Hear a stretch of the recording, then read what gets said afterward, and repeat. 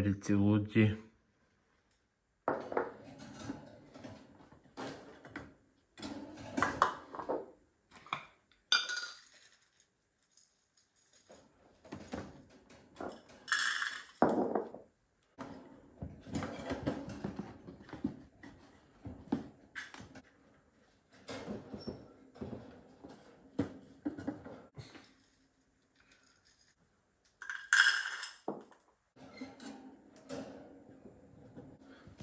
Смяна на водата.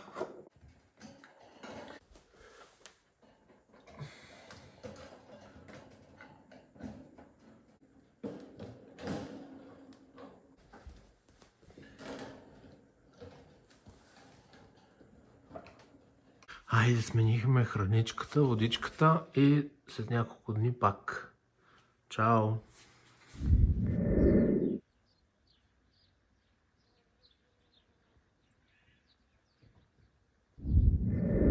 Добро утро отново от хубавата гледка от градината на село.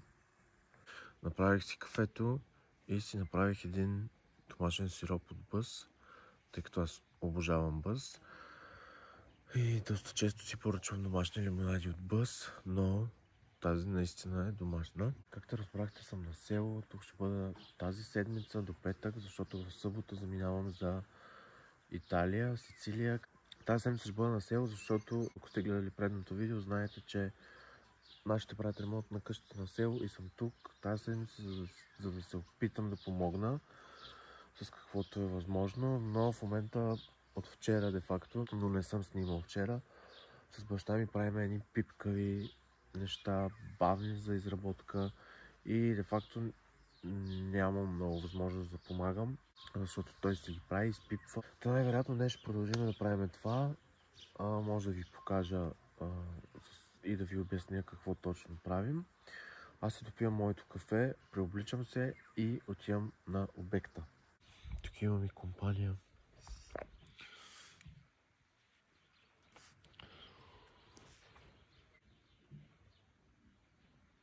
Айде, на обекта сме. Правиме това. Трябва да запълним там този ъгъл ли как се води, не знам, на тавана. Но трябва да се мери постоянно, защото е леко криво и всяко трябва да си е с отделен размер. И де-факто това е прецизното и трудното.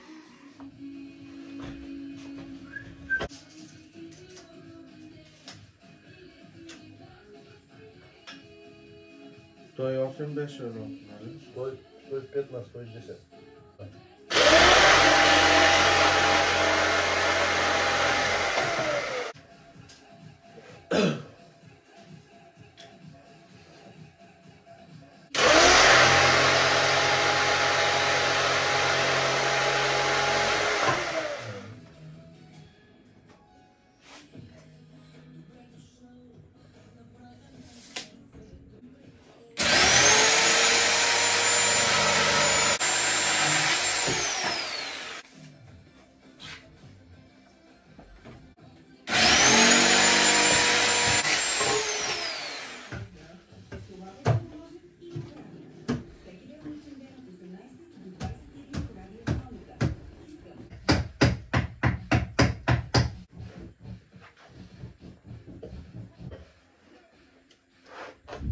A few hours later. Ние приключваме, дори приключихме и да ви покажа какво в крайна сметка успехме да направим за днес. Тъй като е доста, аз споменах, казах по-рано, че работата е доста пипкава, отнема страшно много време, защото всяко парче, което донаждаме е със собствен размер. Мериме, режем и всяко парче, ъгълчетата ги шлайфаме допълнително, за да може всяко ъгълче да си влезе на мястото и всяко парче да си е окей. Това отнема страшно много време, страшно много работа. Това сме направили за цял ден. Тук ни остана едно. Завършихме ъгъла. Между покривното пространство слагаме и вата. Видяли сте по-рано в видеото, докато я режа. И общо взето това е. Аз съм още с работния екип. Отивам да си взема душ, преобличам се и ще вечеряме. Така че, чао за сега. Next day. Като някой си пие сутрешното кафе и си обработва влога, други вече работят, но и аз малко се включвам. Ние вече приключихме, краят на работния ден е. Завършихме това покривно пространство, не знам дали така се казва, като цяло тавана. Утре остава само да сложиме едни греди, които да свържат тази града с другата и едни попчета, мисля, че се казва, които да ги свържи заедно с тези другите гради, които са горе, и вече ще изглежда много по-добре, тъй като в момента е леко овален тавана и идеята е, нали, като сложим тези гради, малко да пречупят и да не се личи толкова много.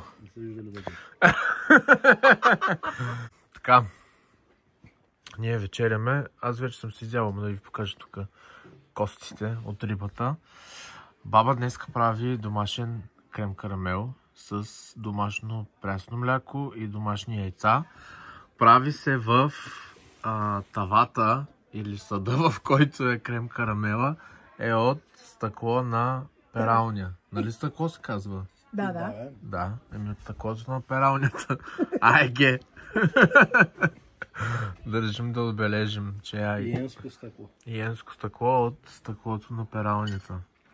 Така. Доста така обилно количество крем карамел. Next day.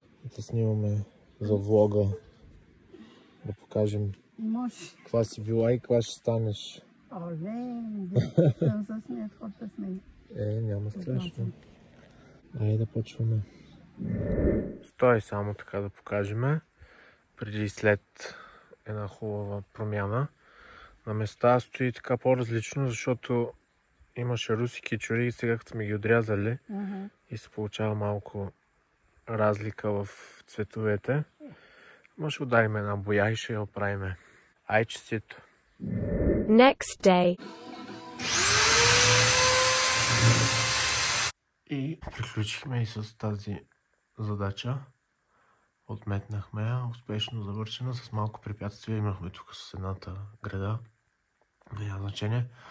Успяхме да направим всичко. Ето може да видите как се получи крайния резултат. Не знам дали още нещо ще се добавя към градите горе, но може би това ще е завършения вариант. Като се лакира, ще изглежда по много по-различен начин.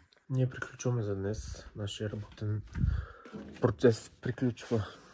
И отиваме да обядваме. Ето и обяда.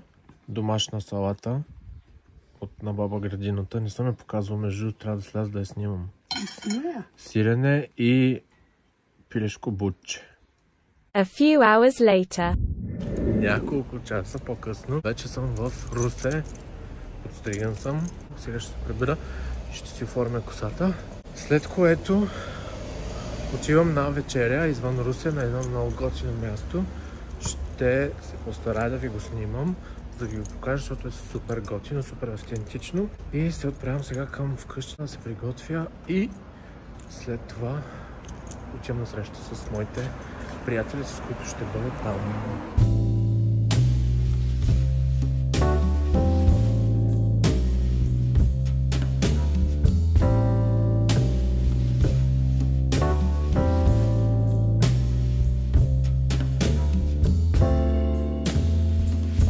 Здравейте от новия и всъщност последен ден на този влог. Намирам се на ЖП гара Русе, откъдето всъщност приключвам влога.